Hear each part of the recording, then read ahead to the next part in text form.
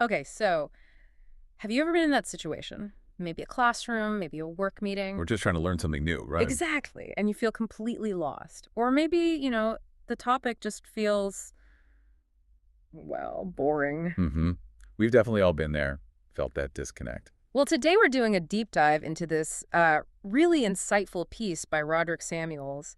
It's called Students Talk, We Translate, Learning in Beauty Education. Yeah, and our mission here really is to unpack what's behind those feelings, those common frustrations. Right. We want to explore how genuine listening and just connecting with people can completely transform how we learn. And not just in beauty schools, which is his focus, but like anywhere knowledge gets shared. Exactly. It's about figuring out how to translate those simple comments, I don't get it, this is boring, into what they often are.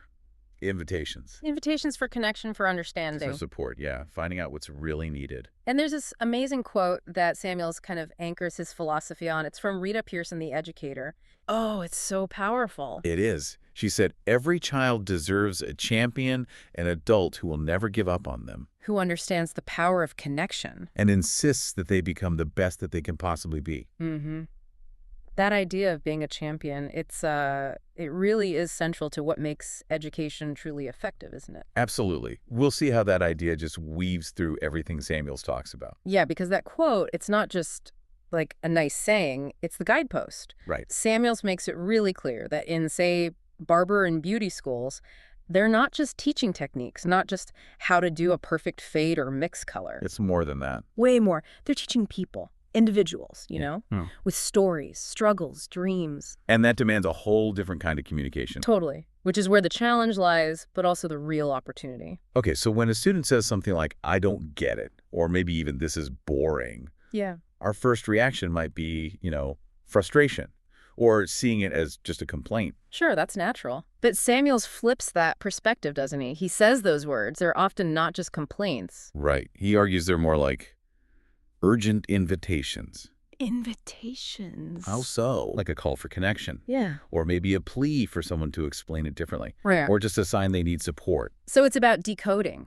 figuring out what's really being said underneath the surface. Exactly that. The main insight here is that listening. It isn't just a tool for an educator. It might be the most important one. The most powerful one in the toolkit. Yeah. When students talk, our job, whether we're teachers, mentors, whatever, Yeah. is to translate. Translate. Go beyond just the words. Mm-hmm. Uncover the need. Are they asking for clarity? Do they need encouragement? Or maybe just to feel like someone believes they can actually do it. That clicks. It makes so much sense. And Samuels actually shares, 5 key lessons? Yeah, 5 things he's learned that really help build that communication and trust. And they're not just for the beauty industry, right? These seem pretty universal. Oh, absolutely. They apply anywhere. So the first one, it's another Rita Pearson quote, actually. A real gut check. Which one? Kids don't learn from people they don't like. Oof. Yeah, that's profoundly true. Because learning, it involves vulnerability, doesn't it? Definitely. If students don't feel that basic human connection, that liking, that trust, they're just not going to ask the questions they think might sound stupid. Or take risks, or admit they're lost. Exactly. That emotional safety net, it has to be built. Through genuine connection, rapport, it actually accelerates learning in ways just teaching facts never could. It kind of primes the brain for learning, makes it more open. Spot on. So for instructors, it comes down to those, small, consistent things. Like what Samuels mentions, greeting students by name. Yeah, and trying to learn something personal about them. Yeah. And being consistent, being fair. Because trust isn't instant. It's built on reliability. Precisely. And, while it starts with the educator, Samuels is fair. He says it's a two-way street. Students have a role too. Yeah. Giving educators grace, being honest when they struggle, showing up ready to engage. It's about partnership. Mutual respect, mutual effort, both sides invested. Okay. So building on that connection piece, Samuels gets to the second point, which this one really hit home for me. Translate the real message. Ah, yes. The "this is boring" line. The classic. I know I've said it, I've definitely heard it, but like Samuel says, that's almost never the real story, is it? Almost never. That simple phrase, "this is boring," it can hide so much. Like what might it really mean? Well, it could be I don't see how this connects to my future, or I'm actually totally overwhelmed right now and just shutting down. Or even, I'm scared I'll fail, so I'm checking out before I even try. Exactly. It's often a smokescreen for something much deeper. So instead of just accepting it's boring and moving on, Which is easy to do. yeah, you need to push past it a bit. Gently, maybe. Ask a follow-up question. Like, okay, what part feels boring? Or help me understand, how could this be more relevant to your goals? That totally changes it. It goes from being a dismissal to an invitation to figure things out together. It's curiosity instead of assumption, which leads perfectly into lesson 3. Which is? Practice active listening. So not just passively hearing the words. But fully engaging with everything being communicated. Words, body language, the whole deal. Right. And active listening, as Samuels lays it out, involves deliberate actions. Things like making eye contact. Yeah, consistent eye contact, offering those little nonverbal signals like nodding. Paraphrasing seems huge, too. Repeating back what you heard to make sure you got it right. Oh, that's massive for confirming understanding. And asking real clarifying questions, ones that actually invite more detail, not just yes or no. And what's interesting there is sometimes the student just needs to feel heard, right? Absolutely. They don't always need you to have the perfect fix right away. Just the act of listening, really listening, can change things. It signals respect, genuine care. It builds that trust in the relationship, which, like we said, is the foundation for everything else. Okay, that makes total sense. And lesson 4 seems tightly connected. Create safe spaces for expression. Especially critical in fields like beauty, where you need creativity, you need to experiment. And precision, yeah. You have to be able to try, mess up, and try again without feeling crushed. Absolutely. If students feel judged or ridiculed for mistakes, they'll just clam up.